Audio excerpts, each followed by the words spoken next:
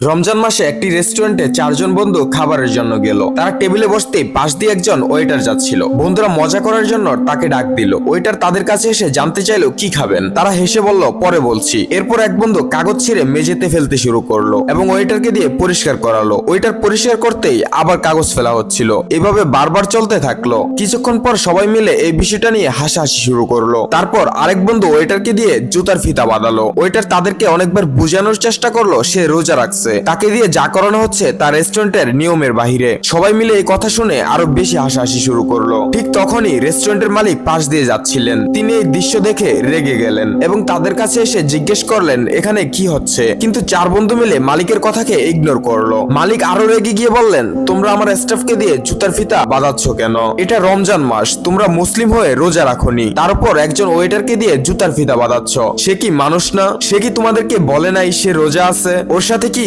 এমন ব্যবহার করা উচিত? তোমাদের মধ্যে সামান্য কমন সেন্সও কি নেই? আমি চাইলেই এখন তোমাদের রেস্টুরেন্ট থেকে বের করে দিতে পারি, কিন্তু তোমাদের মতো জ্ঞানহীন মানুষ আমি না। মালিকের কথায় বন্ধুরা লজ্জা পেল এবং ওয়েটারের কাছে ক্ষমা চাইলো। তারা বুঝতে পারলো প্রত্যেকটা মুসলিমের জন্য রমজান মাসে রোজা রাখা ফরজ। তারা তাদের ভুল স্বীকার করলো এবং বুঝতে পারলো অপরকে সম্মান দিলেই নিজে সম্মান পাওয়া যায়। তো দর্শক, আজকে এই পর্যন্তই। জনস্বার্থে ভিডিওটি শেয়ার করে সবাইকে দেখার ও বুঝার সুযোগ করে দিবেন। ভালো থাকবেন, সুস্থ থাকবেন।